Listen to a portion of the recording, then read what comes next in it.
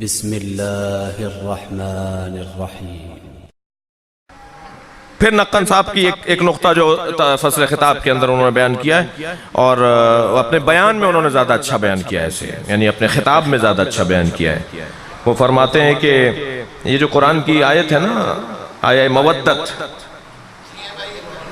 جی قُلْ لَا أَسْأَلُكُمْ عَلَيْهِ أَجْرًا إِلَّا الْمَوَدَّةَ فِي الْقُرْبَى، اے میرے حبیب ان سے کہہ دو مجھے رسالت کے بس کچھ نہیں چاہیے سوائے یہ کہ إِلَّا الْمَوَدَّةَ فِي الْقُرْبَى، سوائے یہ کہ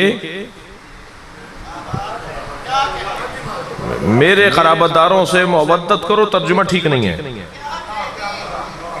نقن صاحب فرما رہے ہیں یہ اللہ نے کب کہا ہے کہ نبی کے قرابت دار؟ اللہ کہہ رہا ہے، نبی اللہ کہلوا رہا ہے، نبی کہہ رہے ہیں، تو جہاں نبی کے قرابت دار ہیں وہ اللہ کے بھی تو مراد ہو سکتے ہیں۔ یہ اللہ کے قرباں ہیں۔ ہاتھ کنگن کو آرسی کیا ہے، کیا مسئلہ ہے، کیا الجھن ہے، جھگڑنے لڑنے کا کیا مطلب ہے؟ کوئی لے آئے جناب زہرا جیسا جو اللہ سے قریب تر ہو، کوئی لے آئے مولا کائنات جیسا جو اللہ سے قریب تر ہو، اور فرما رہے ہیں اللہ کا قرب جنہیں حاصل ہے یہ قربہ اللہ کے قربہ ہیں۔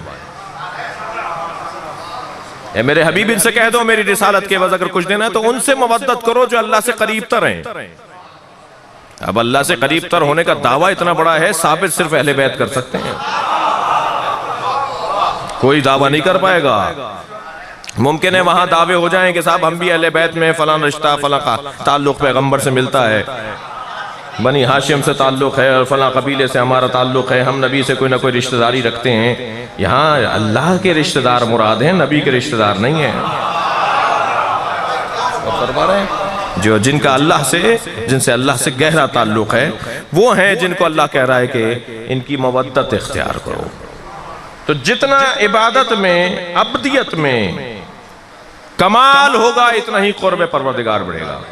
انبیاء اکرام میں سب سے زیادہ کون؟ حضرت ابراہیم۔ کیا کیا انہوں نے؟ انہوں نے عبدیت کا کمال ثابت کیا، اپنا بچہ اللہ کی راہ میں دے دیا۔ حضرت اسماعیل کے گلے پہ چھری چلا دی، منت مرادوں سے ملے تھے، بڑھاپے میں ملے تھے، ایک ہی بیٹا تھا، جی تو کہا اس کے گلے پہ چھری چلا دو، چلا دی چھری۔ حضرت ابراہیم نے تو چھری چلا دی نا، وہ تو چھری چل نہیں رہی۔ انہوں نے اپنا کام پورا کیا ہے، انہوں نے اپنا امتحان مکمل دیا ہے، لیکن چھری جو ہے وہ، اب میں ایک اور حسین بحث ہے کہ حضرت ابراہیم نے چھری چلائی تو چھری نہیں چل رہی تھی، تو ہاں پٹی کھول کے دیکھا تو چھری الٹی رکھی ہوئی تھی، پھر آپ نے سیدھی رکھی، پھر چلائی، پھر نہیں چلی، پھر پٹی کھول کے دیکھا تو چھری الٹی ہو گئی تھی۔ تو حضرت ابراہیم، علامہ مجلسی لکھتے ہیں حضرت ابراہیم نے چھری سے کہا 3-4 مرتبہ جب ایسا ہو گیا، حضرت ابراہیم نے فرمایا کہ میں تجھے سیدھا رکھتا ہوں تو الٹی کیوں ہو جاتی ہے؟ تو مجال ہے کوئی امام کسی سے بات کرے اور وہ جواب نہ دے۔ اگر یہ گونگا بھی ہوگا تو بولے گا، صلوات پڑھے محمد وآلہ مجال ہے۔ حضرت نے چھری سے کہا کہ میں تجھے سیدھا رکھتا ہوں تو الٹی کیوں ہو جاتی ہے؟ تو علامہ مجلسی لکھتے ہیں کہ چھری بولی، چاقو سے، چھری سے آواز آئی، الخلیل امرنی والجلیل نہانی، مجھے خلیل امر کرتا ہے اور جلیل روک دیتا ہے۔